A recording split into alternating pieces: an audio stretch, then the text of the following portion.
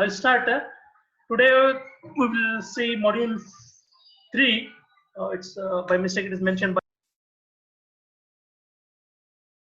we have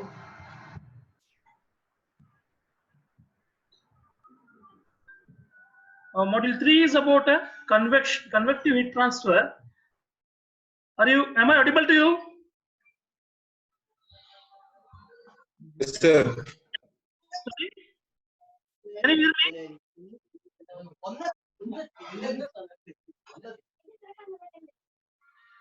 Okay, fine.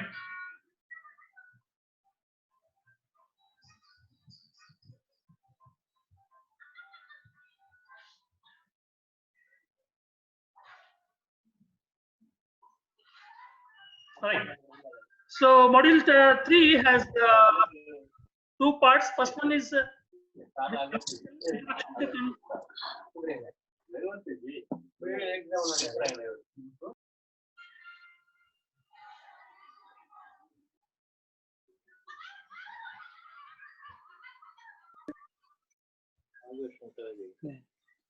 okay.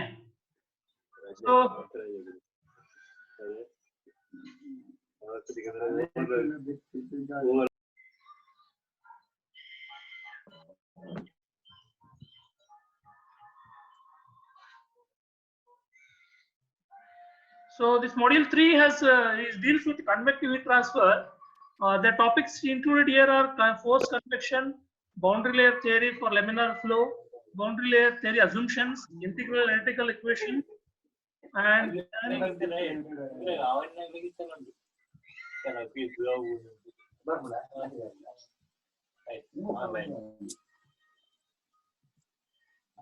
the second part has a turbulent flow. Under this there are various empirical equations of free convection. So these are all the topics that we are going to study in the convection heat transfer. Basically, convection can be classified into two types. First one is forced or natural convection. The forced or natural convection arises due to the buoyancy forces. These buoyancy forces come into picture because when there is a heated surface that comes in contact with the fluid, the fluid temperature increases. Okay, the fluid which is immediate contact with the surface, its temperature increases and its density decreases. So this difference in density causes the fluid to sink or rise, and okay, thereby leads to a natural convection. So this will cause heat transfer. Okay, this is one type of convection that is called free convection. Other one is forced convection. Suppose forced convection is there is a air flowing with an external aid, like a blower. You have a blower try to blow air over the surface, so there is a forced convection. Okay, these are the two possibilities for a convection. These two the convections can occur with or without phase change. When I say phase change, what is the meaning of phase change? Is there during heat transfer the fluid can change phase, like the liquid can become vapor, vapor can become liquid. Both the condensation and the vaporization are possible. Okay? So there can be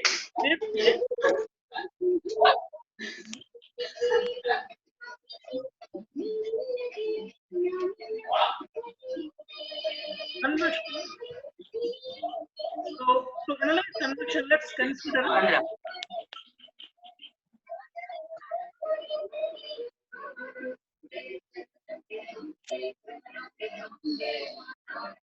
is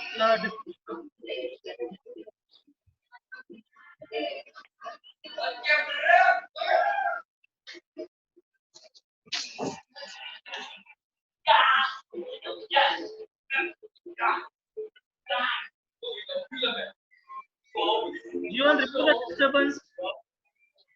G1.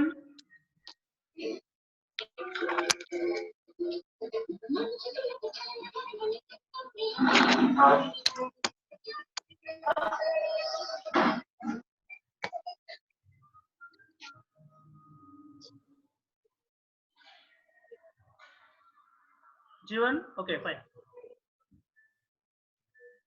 So when we are looking at the convection, let's consider a surface. okay, at a temperature Ts. So suppose there is a air flowing, yeah? Fluid is flowing. Let's say there is a flow of air over the surface with a velocity of u infinity. Air is approaching from left side towards the surface. Okay. So here the surface is at a different temperature, air is at a different temperature. Let's consider air temperature to be T infinity and the surface temperature to be Ts. Now this surface, when air flows over the surface, there will be a heat transfer. Not only there will be heat transfer, there will be other interactions. Okay, the air will interact with the surface. So then when this air interacts with surface, as we know, all these fluids, when they flow over a surface, due to viscosity, there is a change in the velocity profile. Okay, the fluid that is in immediate contact with the surface will have a zero velocity. The fluid that is far away from the surface will have a higher velocity. Thereby, there will be a velocity profile gets created. This velocity profile varies from the edge, that is leading edge, to the trailing edge. Okay, so this variation will be there. Those things we'll see later. Okay, first let's see. So when the air is flowing, what happens? There will be this velocity varies. Velocity at to the surface, near the surface, it will be zero. As you go away from the surface, as y increases, distance from surface is measured by y. As y increases, you can see in this graph, see the velocity is increasing. You find that the velocity goes on increasing as the distance from the surface increases. At some distance, this velocity will become u infinity. U infinity is the bulk fluid flow velocity.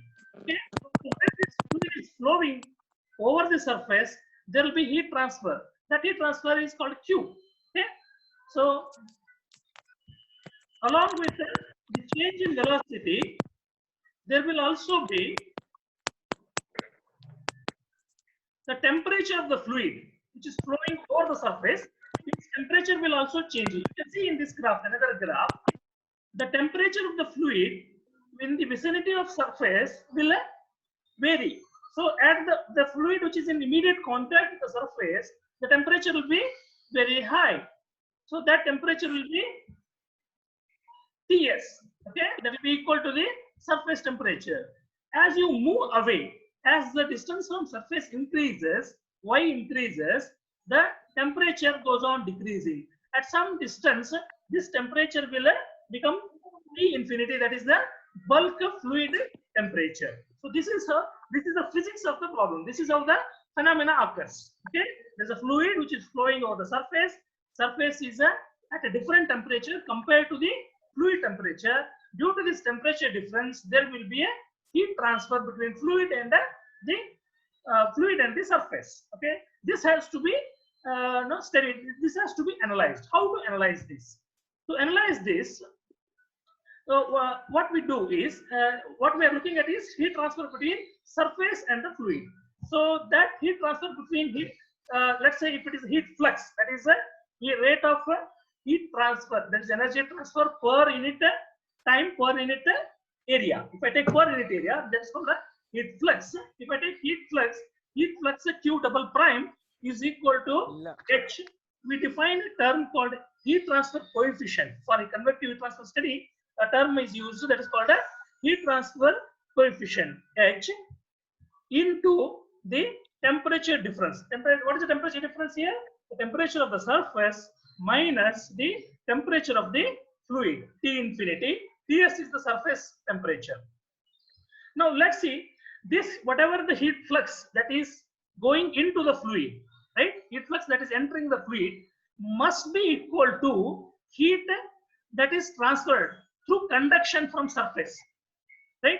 Within the solid surface, the solid that you are looking at, the solid surface, in the solid there is a heat conduction at the surface, right? This conduction must be equal to the heat that is conducted out through convection. So if I equate two terms, so that conduction heat flux will be equal to Q double prime is equal to K minus K dt by dy it should be, okay, dt by dy. Here y we have taken dt by dy, right?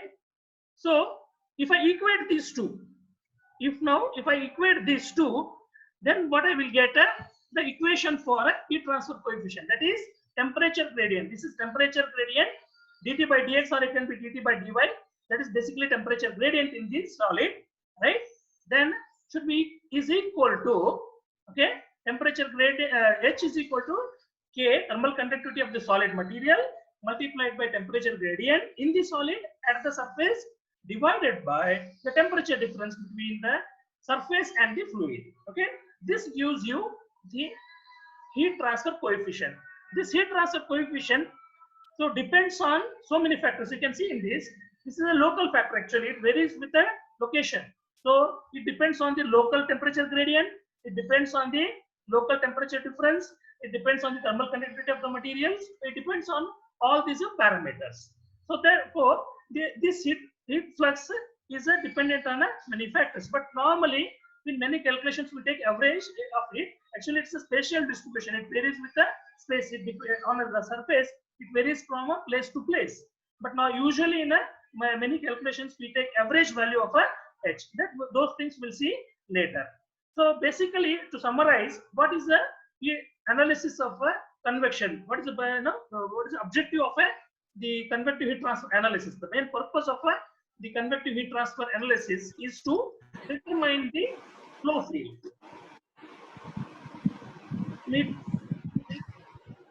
Namit, switch off mute your radio. Okay. So basically, what is the objective of this convective heat transfer analysis is to determine the flow field. We need to determine the flow field. Why? Because flow field influences heat transfer. And the temperature field in the fluid. I need temperature field in the fluid to analyze the heat transfer. Then heat transfer coefficient H, because all the computations are based on a H value. Okay, so that we have seen in this way. So therefore, H is a very important parameter which is often used in a heat transfer analysis, convective heat transfer analysis. The expression here, the expression shows that in order to determine H, we must first determine the temperature distribution in the fluid layer that coats the wall. Okay. So let's go to the next slide. So as I said, this heat transfer coefficient is an important parameter used in a convective heat transfer analysis. The H values vary depending on what kind of heat transfer conditions exist there, what kind of convective conditions exist. So for example, in free convection, for gases, H can vary from 2 to 25, whereas for liquid, it can vary from 50 to 100. For forced convection, for gases, it can vary from 25 to 250. For liquids, for forced convection, it can vary from 50 to 20,000. Whereas if there is a phase change, as I said, the convective heat transfer can involve a phase change. So if there is a phase change, the heat transfer coefficient can vary from 2,500 to 1 lakh.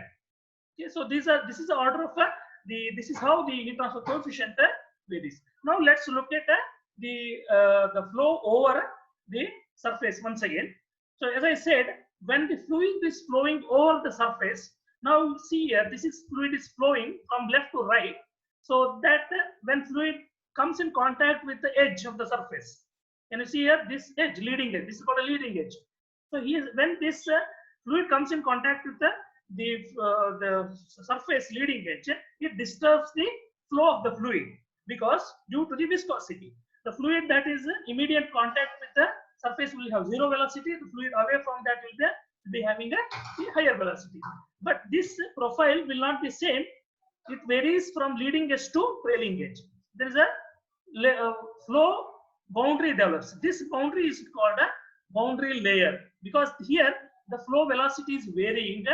Here the flow velocity variation is not just along x direction, it is also along a y direction. Both along x and y direction, fluid velocity is varying. This needs to be analyzed. This region, if immediately at a shorter distance, there's some region which is called the laminar region where the flow is laminar. then you can find as streamlines, right? If you go a little further, this laminar region is classified based on a number, so a dimensionless number that is known as a Reynolds number. Okay, here the Reynolds number, beyond this Reynolds number, the flow will become a turbulent, right? Or first initially there will be a transition region and then eventually a turbulent. So what is this Reynolds number? Reynolds number is defined is Rex is equal to U infinity, that is the fluid velocity, into distance, that x, the distance from the leading edge, x, divided by kinematic viscosity of the fluid. Okay, so if this Re value is less than 5 lakh, if the Re value is less than 5 lakh, then the flow is considered to be laminar. If you can see here, this Re value varies with x. Here the fluid velocity U infinity and kinematic viscosity both are constants, right? They don't change. For a given flow condition, these two don't change. What changes here is only x. X is the distance from a leading edge. So if you take this x distance from leading edge, which increases as the x increases, the Re value increases. Eventually, when the Re value reaches a value of 5 lakh, the flow is considered to be has changed from a laminar to the turbulent flow. Okay, so in analysis is very important, because to analyze heat transfer, the kind of equations used for the laminar flow and turbulent flow are quite different. Therefore, this understanding of the boundary layer is very important. So this is how the physical fluid boundary layer develops over the plane. So we have initially you have a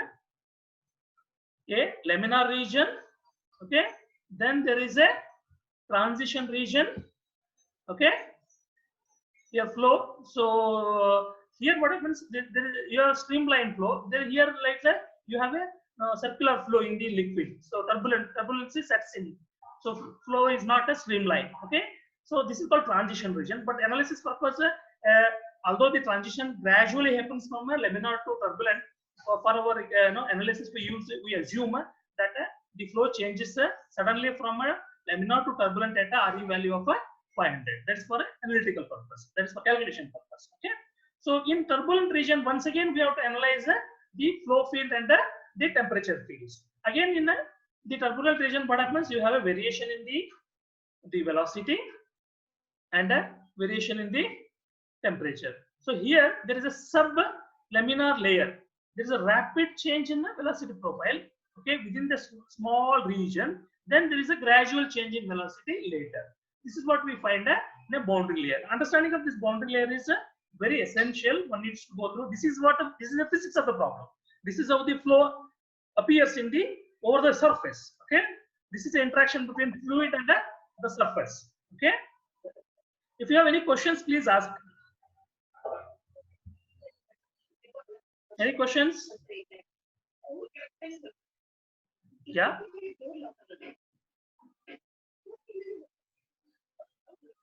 Any questions? No? Okay, if there are no questions, we'll continue. So this, please go through this boundary layer theory in detail. Read book as well as notes that I have given. Okay. So if you have any doubts, because this understanding of laminar boundary layer theory is very important. Very often we'll refer to laminar flow and turbulent flow. For laminar flow, the equations are different. For turbulent flow, equations are different. You can look at your the data handbook. The equations, heat transfer equations or temperature equations that are given, they are different for a laminar flow and a turbulent flow. The equations are quite different for two flows. Okay, so please refer to the data handbook. You will find that. Clear? Okay, we'll continue.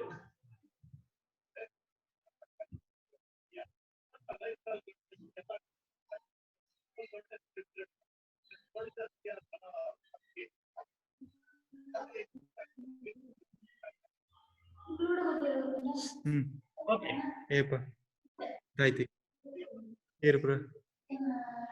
So one more here, one more concept which we'll later discuss. When this fluid flows over the surface, what happens? The fluid layer in contact with the surface will try to drag the plane. suppose let's assume that there's a plate, a plate which is in the stream. Let's say you have thrown a plate in a river. Right? What happens?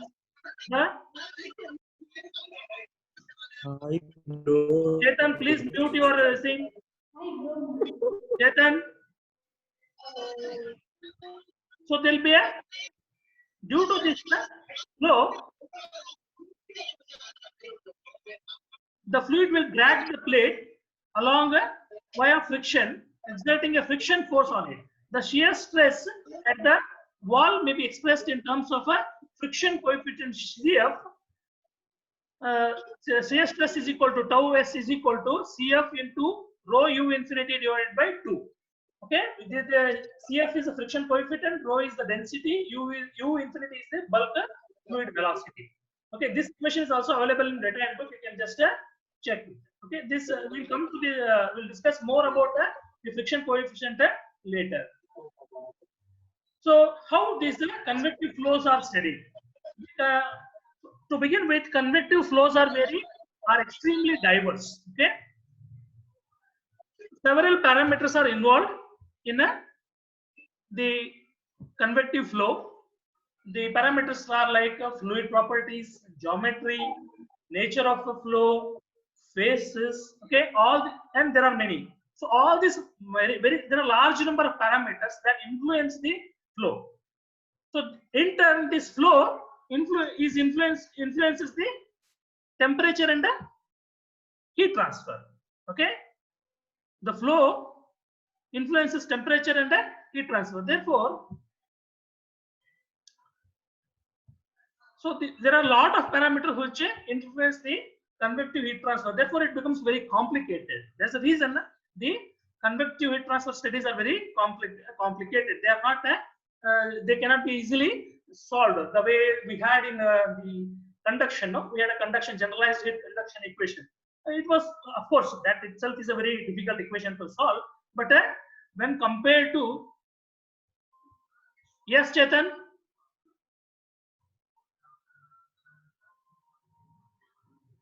Okay. So when compared to the conduction, the convection is very, very complicated. Yes. So to solve this, to analyze the convection, we need to have a very systematic approach.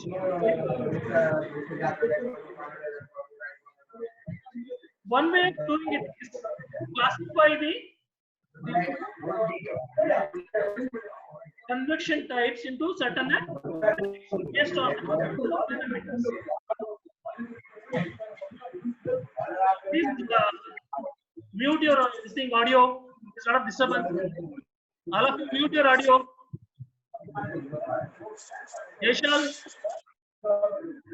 Jaishal, please mute your audio. Okay.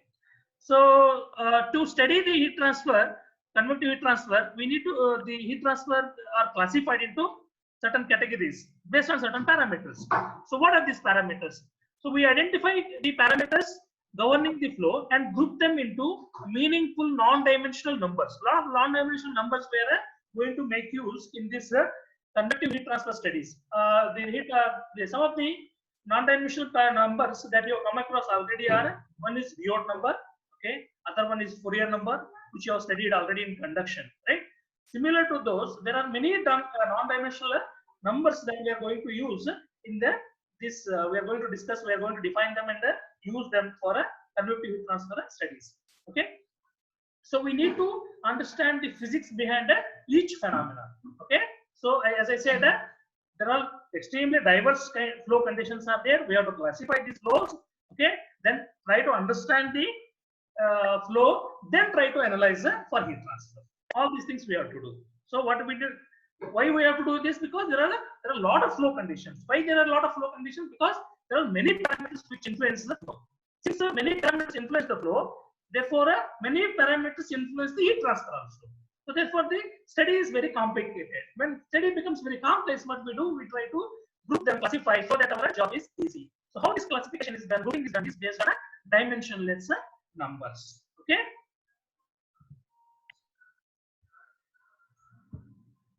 let's go to new thing. Right. So how these classifications are done? First one is based on a geometry. Okay, what is the how it can be classified based on the geometries? The first one is the external flow and internal flow. For example, the fluid can be flowing inside the pipe, or it can be flowing outside the pipe, or it can be flowing on the plate. So depending on a geometry, it can be classified. Next is based on the driving force, driving mechanism, what drives the flow, whether it is a natural convection due to buoyancy forces or a forced convection, where there is an external aid is used to cause the flow, or it can be both. Some kind, and in certain conditions there can be both a free convection as well as the forced convections. All these types are possible based on a number of phases, whether it is a single phase or multi-phase. Let's say if you take an example of the heat transfer in a boiler, right? The water is heated, right? When water is heated in a boiler, what happens? Water gets converted into steam. So when this happens, it is immediately it will not convert into steam. There will be first there will be water, then there will be mixture of water and vapor, then there will be the vapor, total vapor. So there will be dual phase. That is mixture of water and vapor is called a dual phase, because there is a gas as well as a liquid phase. Both are existing. Okay. So like that, you can have a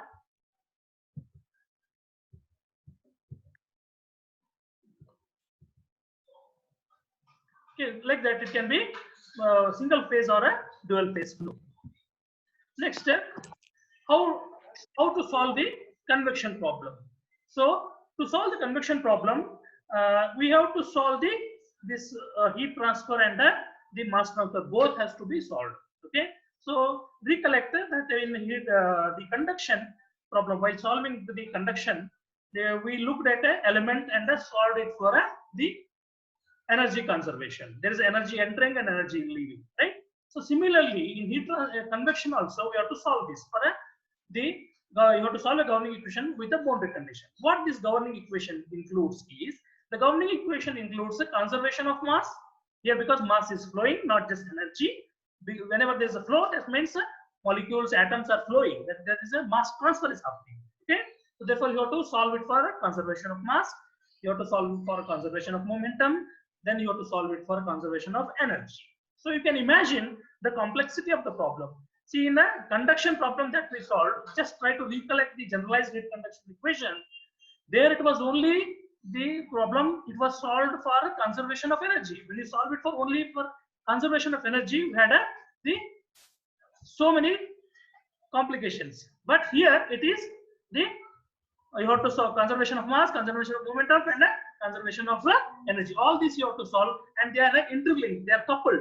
Okay, one influences the other. Flow influences the temperature. Temperature influences flow. Right. This is called conjugate problems. Solving this is very difficult. For that, normally the CFD, that's computational fluid dynamics, is made use. But for simple cases, there are empirical equations, semi-empirical equations are there. What we will see later. So if you want to solve that, you have to see one element is shown here. There is a velocity, there is a momentum. Okay, you have to solve it for both. Okay, conservation of mass and conservation of moment, both needs to be solved.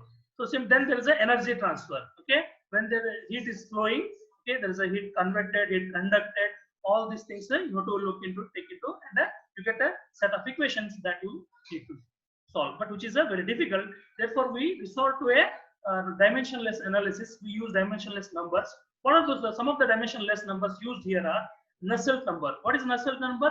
Convective heat transfer of fluid divided by convective heat transfer of conductive heat transfer. Sorry, convective heat transfer of fluid divided by conductive heat transfer of a fluid. This is the HLC by K. Prandtl number, molecular diffusivity of a momentum divided by ratio of molecular diffusivity to molecular diffusivity of a heat. Okay, that's called a Prandtl number. So then there is a Reynolds number. What is Reynolds number? Inertia of forces, ratio of inertia forces to viscous forces. So these three dimensionless numbers will be using in the heat transfer analysis. Okay, these viscous forces provide dampening effect on the disturbances in the fluid. If the dampening is strong enough, the fluid will be laminar. Otherwise, the instabilities will cause, and that will lead to the turbulent flow. Right. Therefore, the critical Reynolds number becomes very important to classify the fluid, whether it is a laminar flow or a turbulent flow. Okay. So this just to give one number I have highlighted here, how it is used to classify the type of problem. Okay. So please look at this Nusselt number, Prandtl number, and Reynolds number. All these numbers we are going to often and again we'll be using them. Okay. So if you see a Nusselt number, it is HLC/K. H is a heat transfer coefficient of the liquid. LC is a critical dimension. Then K is a thermal conductivity. Okay. Prandtl number, molecular what it is? It is mu into Cp. Mu is the viscosity, and Cp is a specific heat. K is a thermal conductivity. Reynolds number, U infinity is the fluid velocity. X is the distance from leading edge. Nu is the kinematic viscosity. Okay, please keep in mind these numbers. Okay, more detailed explanation is given in the notes. Please go through that notes. Okay, right. So now let us discuss the hydrodynamic boundary layer. So what is hydrodynamic boundary layer? When the flowing fluid encounters a surface, a boundary layer develops. So that we have seen already, right? We said that the flow velocity varies from a surface to interior of the fluid, bulk fluid. So this is called a boundary layer. So how to analyze this? Okay. So let's consider a surface and a boundary layer. So we have initially you have a laminar region, right? As long as the Reynolds number is less than 5 lakh. Then there is a transition. Okay. Then you have the turbulent. So here the transition region is ignored. As I mentioned in the previous slide, for analysis we ignore a transition region. We consider directly the laminar and turbulent. Transition is ignored. Okay. Directly we go for the turbulent flow. Okay. Either problem is solved as a laminar flow or turbulent. Transition is not solved, right? Okay. This is how it is analyzed. So in the boundary layer, so as we discussed, what is this boundary layer? Boundary layer thickness. This layer, no? What is a boundary layer? Boundary layer is defined as the distance away from the surface where total velocity reaches 99% of the free stream velocity. Free stream velocity means bulk velocity. U infinity is known as free stream velocity. Okay. So as I said, the velocity profile changes here. Can you see here? At the surface it is 0. As you move away, velocity increases. At some point, okay, the velocity becomes 99% of the U infinity. So this separation region, the line that separates the bulk velocity U infinity and the lower velocity, right? This transition where the velocity changes and becomes 99% is known as the boundary layer. Okay, this defines the boundary layer.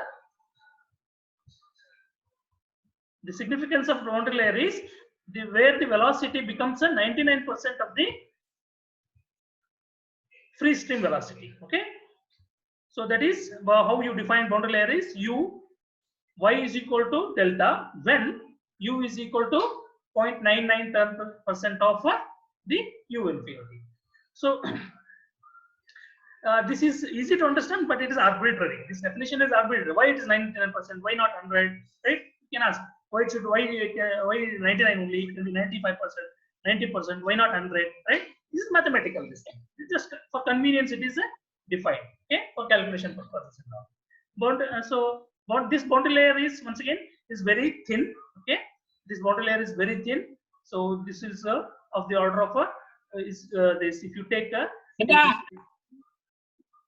the ratio of x leading edge, x the distance from leading edge to. So if you take boundary layer to the distance ratio, delta by x is a very small. It's less than 1. Okay? Yeah.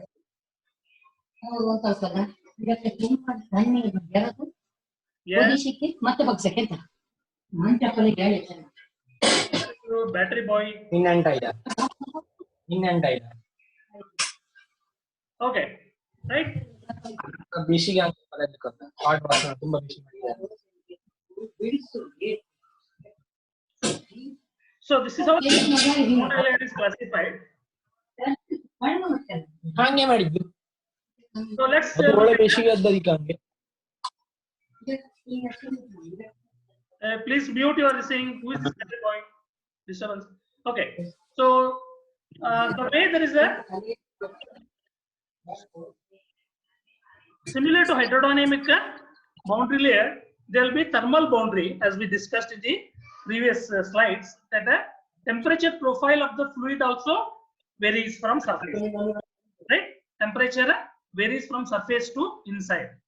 At the surface, fluid which is in contact with the surface will have temperature at the surface.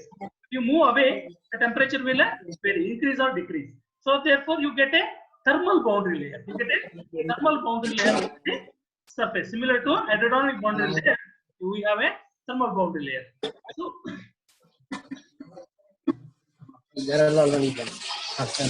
how this thermal boundary layer is designed?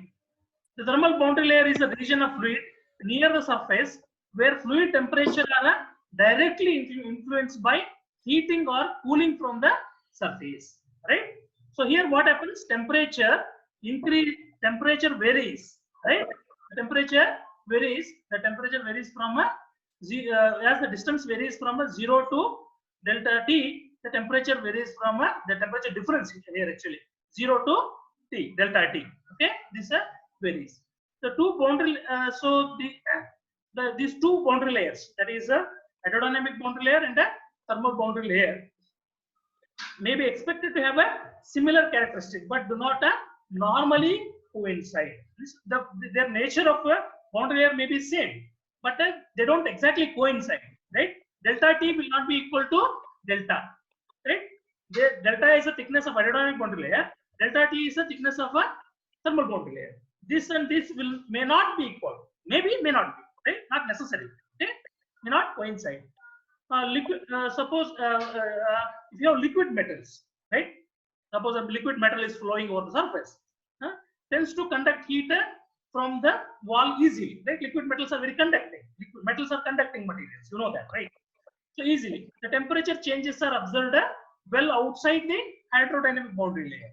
If it is liquid metal is there, the liquid is a metal, then the thickness of a thermal boundary layer is very large. That is, delta T is very large compared to delta. Right? Other materials tend to show velocity changes well outside the thermal boundary layer. Suppose you have a non-conducting fluid, right? Water or some other fluid. So there, the hydrodynamic boundary layer thickness will be very large compared to thermal boundary layer. Okay, so these are all the very basic important points you should remember. Don't forget them. Okay, I'll once again bring this slide. Okay, so here you have a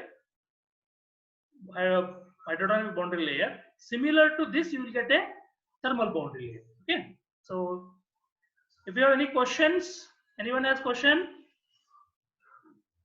Okay, if there are no questions, I'll continue.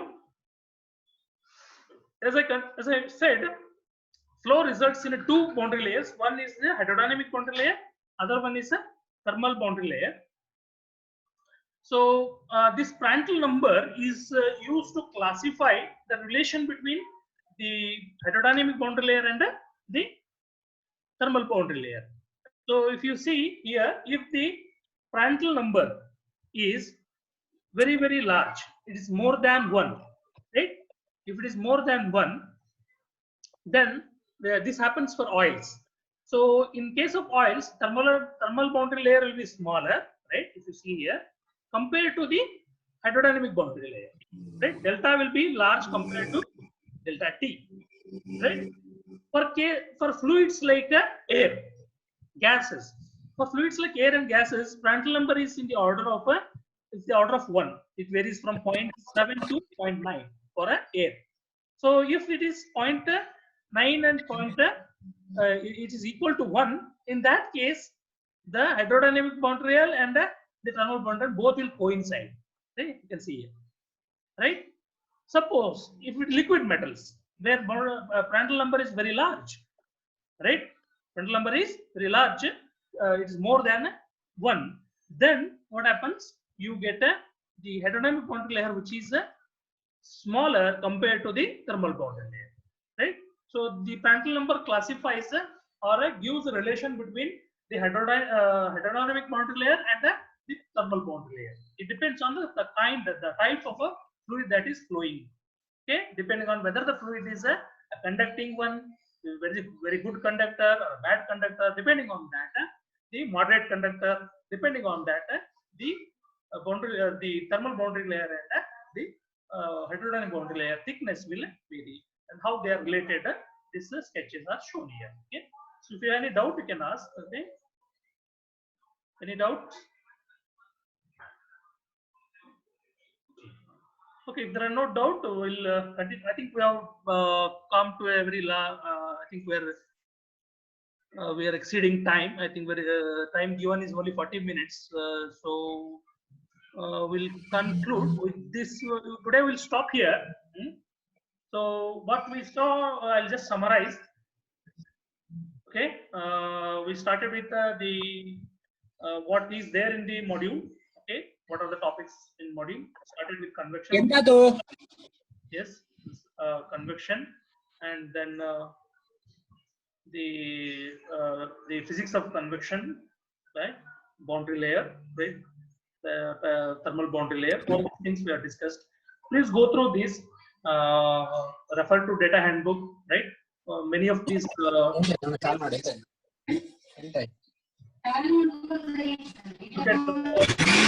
Data handbook and the notes as well. So in a couple of maybe tomorrow or day after tomorrow we'll have one more theory session like this, and after that we'll start solving the problems, right? Okay, so we'll stop here. Okay guys, shall we stop now? Yes.